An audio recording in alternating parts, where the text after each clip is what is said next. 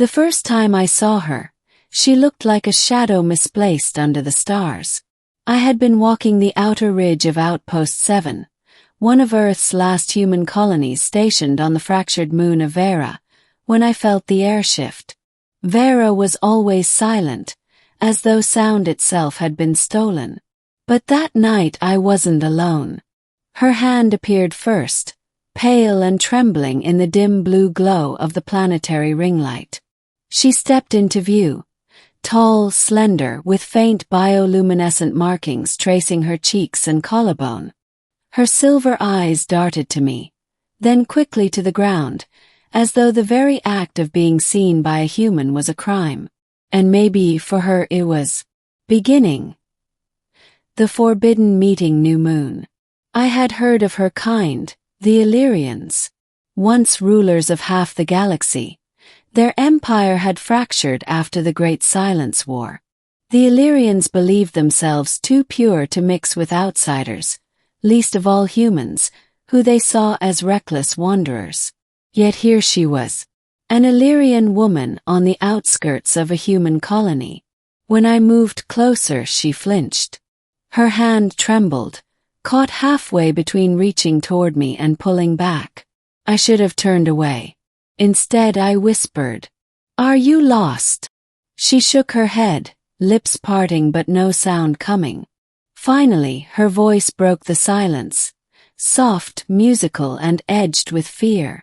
"They'll find me if I let go. Please, don't make me let go." Her hand brushed mine light as starlight. And when her fingers closed around mine, something inside me shifted. Middle. Between worlds cross-sword. Her name was Leora. She told me in fragments, words she shouldn't have spoken to me, that she was bound to a royal decree. Elyrian bloodlines were forbidden from mingling with humans. To touch one, to even speak intimately with one, was to betray her people. And yet, night after night she came back. Always in secret, always trembling, always refusing to let go. Asked her why. "Because," she whispered, her hand tightening around mine, "when I hold you, I remember I am free." But freedom had a price. The Elyrians had learned of a traitor in their midst. Patrols swept through the valleys near Outpost 7.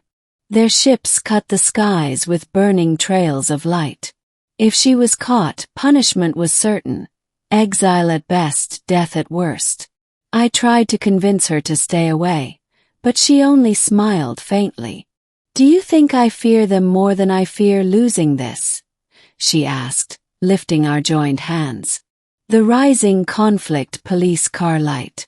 The breaking point came during the Festival of Renewal, when human settlers lit lanterns across the valley to honor Earth.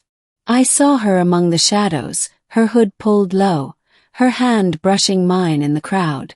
That was when the Elyrian soldiers appeared. Their armor glowed with sharp, crystalline light. Their commander shouted in a voice that echoed like thunder, "Step away from the human, Leora." The crowd scattered. Human colonists pulled back, fearful of sparking war. But I didn't let go of her hand. And she, though her whole body trembled, though her silver eyes filled with tears, didn't release mine. "You don't understand," I whispered. "They'll kill you." Her voice shook, but her words burned with resolve. "Better to die holding your hand than live never touching it again." The soldiers advanced. Climax. The choice between kingdoms and kindness Milky Way. Blades of crystalline energy shimmered in the Elyrian's hands. One wrong move and I'd be ash. But then Leora stepped forward, dragging me with her, and raised her voice to her people. "Do you see my hand?" she shouted. "It trembles not with fear, but with love. You claim I betray my blood, but what is blood without choice? Without freedom? Without the right to hold the one who steadies my soul?" The soldiers hesitated. Murmurs rippled among them. This was no ordinary woman. She was royal.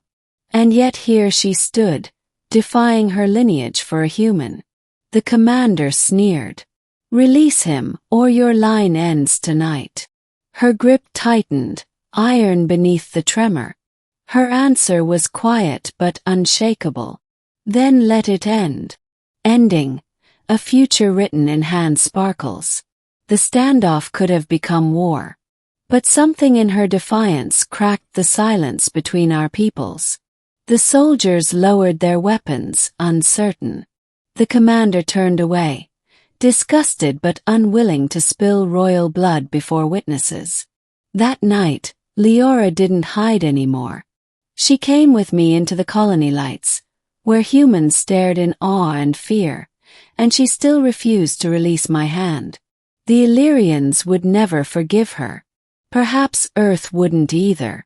But in that fragile moment beneath the stars, she chose me, and I chose her. Her hand trembled still, even as it pressed firmly into mine. But now I understood. It trembled not because of weakness, but because love itself was a rebellion against fear. And she refused to let it go.